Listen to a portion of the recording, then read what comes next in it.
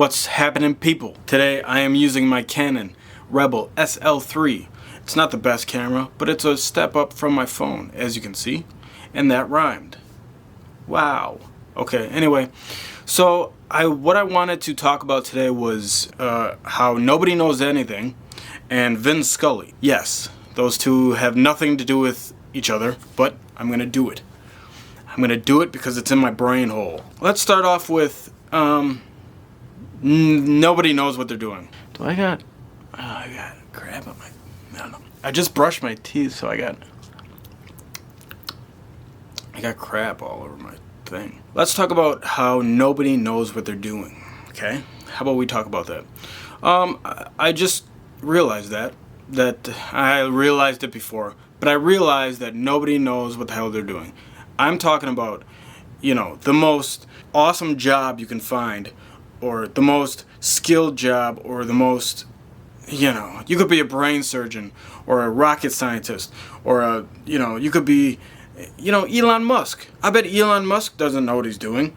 I mean, let me explain before people attack me. Elon Musk obviously is very good at his job, very good at what he does. But outside of that, does he know what he's doing?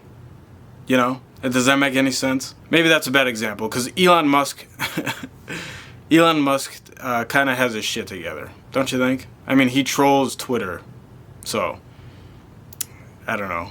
I feel like if you can troll Twitter as a whole, you're doing something. Because Twitter is a cesspool of incels. Anyway, so that's a bad example. Let me move on. Let me go back to the brain surgeon and rocket scientist. What I'm trying to say is that those people are extremely smart and extremely bright, and they're very good at their job. But outside of their job, do they know what they're doing? Does anybody know what they're doing? No. And I'm sure they got a family, and they got nice things, and all that kind of stuff. But we don't know what we're doing. We got to learn. Like, we're all learning here. That's just what it is. So you probably knew that, and I'm just talking, out of my ass, but I am talking out of my ass. So the second thing is, that was such a weak take. I'll do better, okay? I'll do better. The second thing I wanted to talk about was Vin Scully. Now, for those of you who don't know who Vin Scully is, he was a broadcaster for the LA and Brooklyn Dodgers. I think I'm getting that right. I'm not a baseball guy, but Vin Scully, everybody knows him. He's a broadcaster. He's a radio personality. And the guy was freaking amazing. Now, don't get me wrong, I didn't follow him.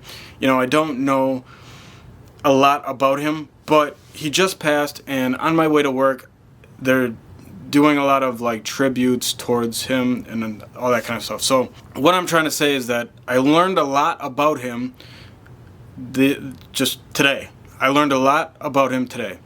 And something that I learned is that he is one of the best storytellers in the history of everything.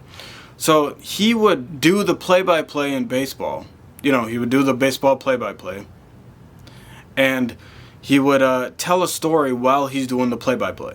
So, for example, he told this story while calling the game. There was a pitcher. I think it's Bumgarner. I think he's a pitcher. I don't know. But there was a pitcher, and he had a ranch. He owned a ranch with his wife. Well, him and his wife went to the ranch one day to do whatever ranch people do, and they saw a snake. And Bumgarner thought it was a rattlesnake. Well, he went into his shed, or whatever the hell, and got an axe and chopped the rattlesnake. Thought it was a rattlesnake. I don't know if it was. But he got an axe and chopped it up. And then he hired a field observer, or a field manager, or whatever, to look at the snake to see what kind of snake it was, to see if it was a rattlesnake. And I'm not sure, again, I don't know what the snake was, but the point is that in the chunks of the snake, there was two rabbits. Two rabbits and a snake. One was dead, and one was still moving around a little bit.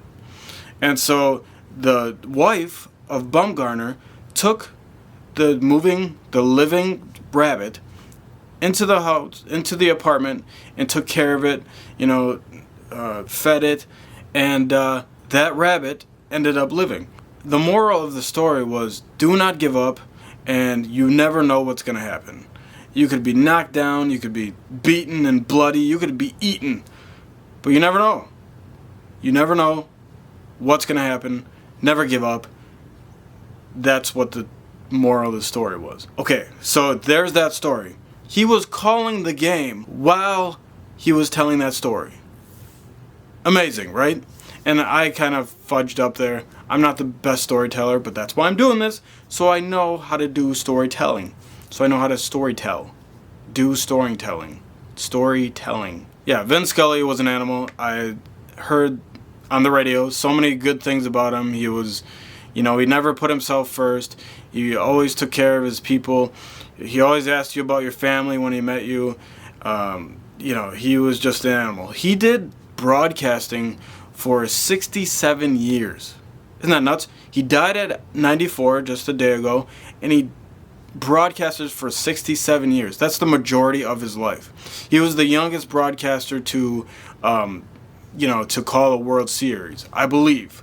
Don't quote me on that. I should have researched it, but I think that's what I just read. I'm acting like I followed the guy. Again, I never followed the guy. I just learned about his life. And it kind of sucks that, you learn about somebody's life when they die. It's like, why can't they... I don't know what I'm saying. That's all I have today. Tomorrow I have the first meeting with my strength coach, and I'm pretty pumped about that. So yeah, cool stuff. Pretty pumped. Hope everybody's having a good day. Never give up. Listen to Vin Scully. Research Vin Scully if you can. The guy's freaking amazing. I'm going to do some more research probably tonight or tomorrow. And yeah, hopefully you guys kill it tonight and tomorrow and the next day and the next day and the